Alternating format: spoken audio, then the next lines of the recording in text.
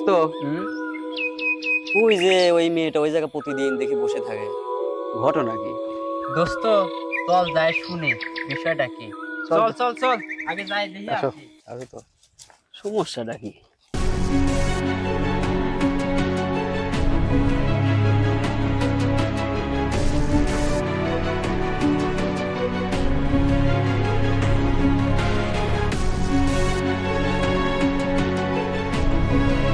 এই যে আপু, আপনার সাথে একটু কথা বলতে পারি?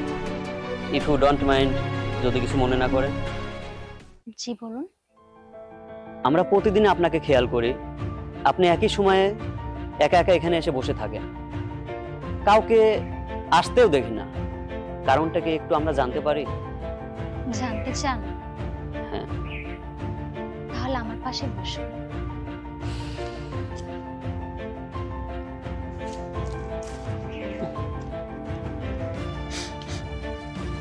বলুন তো, একটু খুলে শুনি।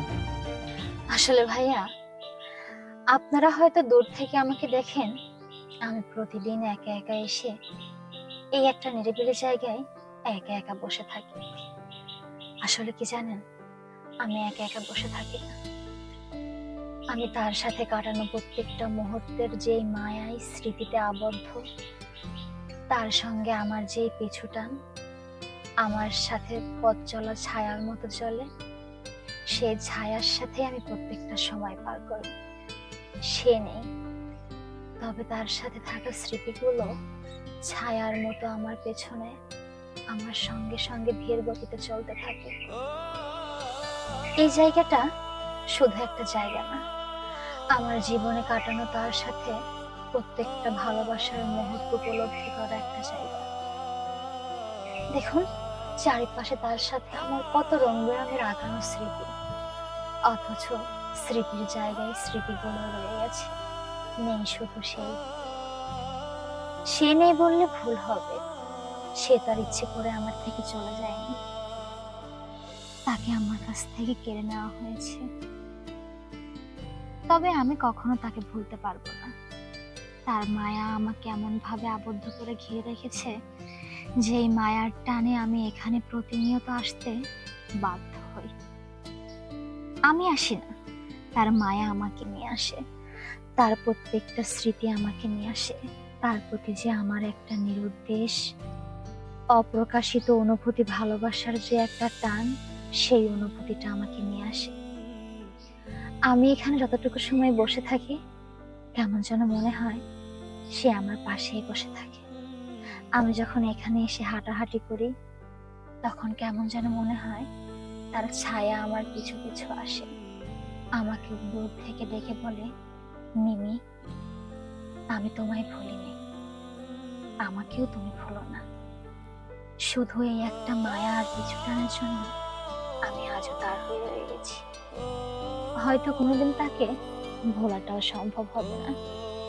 এই রং বেরঙের রঙিন দুনিয়ায় তার সাথে শুধু রঙের স্মৃতি রয়ে গেছে। স্মৃতিগুলো হয়তো ধরে রেখে বাঁচতে পারবো, তাকে তো আর ধরে রেখে বাঁচতে পারলাম না। তাই তার মায়ায় নিজেকে যেভাবে জড়িয়ে ফেলেছি, এভাবেই চলতে থাকবো।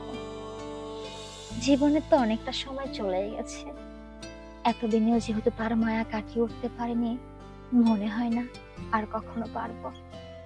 আর আমি চাইও না সে ব্যতীত আমার জীবনে অন্য কারোর আগমন ঘটুক।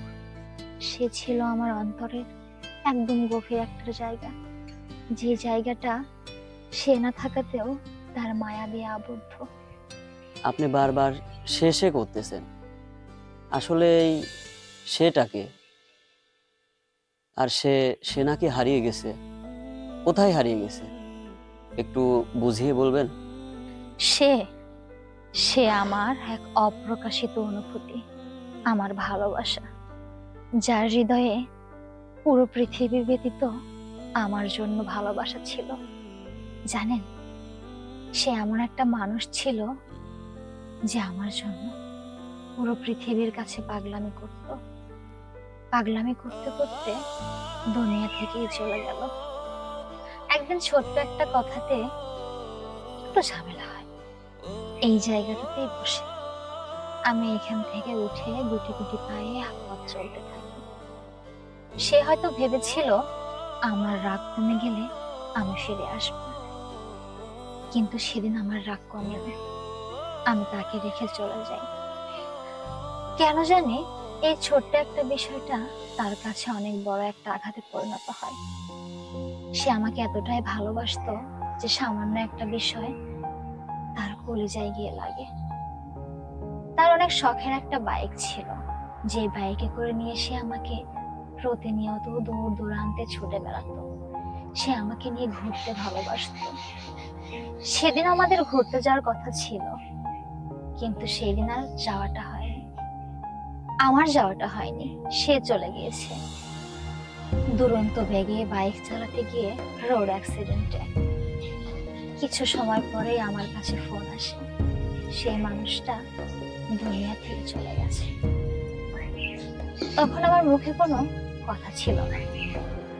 মনে হলো কিছুটা সময়ের জন্য আমার জবানটা বন্ধ হয়ে গেছে। শুধু চোখ দিয়ে পানি পড়ছিল আর বোবা কান্নার মতো ছটফট করছিল। সেই থেকে চুপ হয়ে গেছি। আজ পর্যন্ত আর কথা বলতে পারিনি। এই হয়তো সে চলে যাওয়ার পরে আপনাদের সাথে আমার এই কথাগুলো বলা। জানি না আর কোনো সময় কখনো কারোকে এভাবে বলতে পারবো কিনা, তবে কারোকে বলতে পারাটাও কেমন যেন একটা শান্তি কাজ করে। এই তো, এর বাইরে আর নতুন করে কিছুই না। যাই হোক ভাইয়া, আমার এখন যেতে হবে, আমার টিউশন আছে। আজকে তাহলে যাই। ঠিক আছে।